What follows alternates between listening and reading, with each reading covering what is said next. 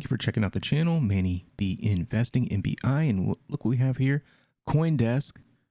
Another excerpt from the video that we did a quick news story on the other day around Hester Pierce talking about the SEC looking at NFTs for potential regulation, or just looking to add NFTs in the movements of the NFT space into American regulation.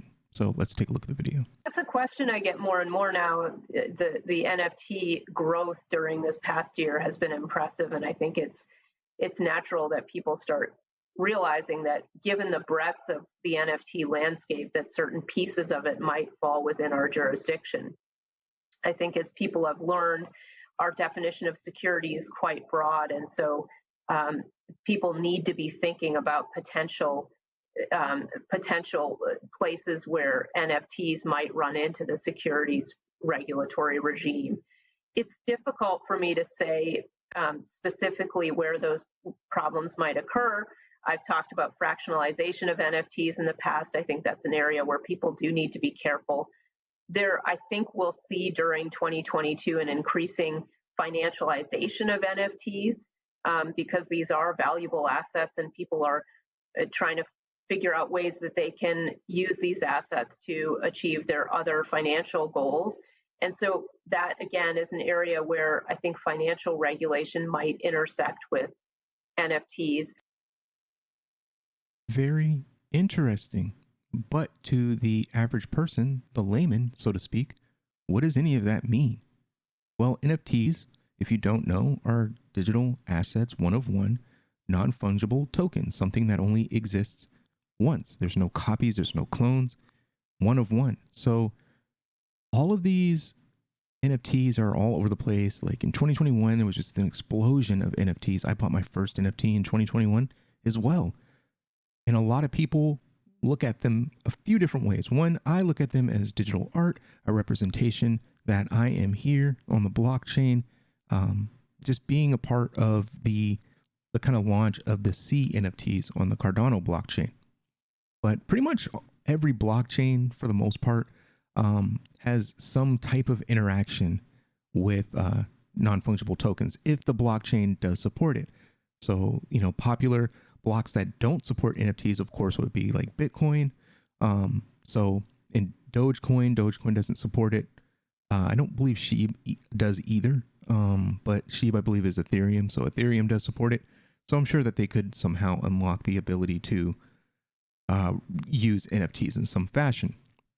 What she's talking about, though, is that basically the government sees that a lot of people are investing a lot of money into these assets, these digital assets, and they are looking for a way to take your money. That's essentially what she's talking about in short.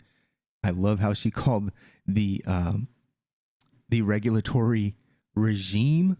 that was funny language there. But what she's talking about is not just buying an NFT, holding it, and then selling it later, although the IRS would love to be able to capture that value and tax you on it. But they're talking about things like Paribus, platforms that allow you to leverage those NFTs, those things of value. Say you got an NBA Top Shot, and all of a sudden it's worth $50,000.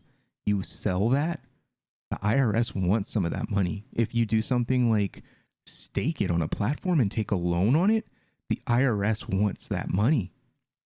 The problem with this, though, is the IRS is built by an old guard. It's an old setup. It's a bunch of old people, essentially, that don't understand technology and are slow and can't keep up with what we're doing. And they have no way of linking these digital assets to people to be able to tax them in the first place.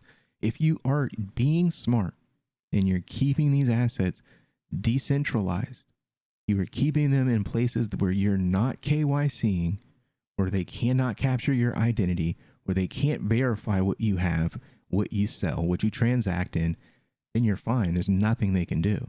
What she's talking about is maybe making a mistake somewhere and say maybe you go on Coinbase and you've registered on Coinbase and you've got transfers back and forth to bank accounts where you're being reported, and then they see that, oh, you purchased an NFT and you're storing it in your wallet over on Coinbase. Then they can link that asset to you. And then they can say, hey, you owe us money. Now, it's really shady, and a lot of this is for Americans, but around the world, first world nations, your financial regulatory system typically falls in line with America. So you are not out of the hot water. Just make sure that you don't do any of this stuff on a KYC platform, on a centralized platform where you're being reported to your government. If you do those things, you can pretty much avoid any of this stuff. Anything she's talking about, you can avoid it. So stay safe out there, stay decentralized, and we'll see you on the next one. Peace.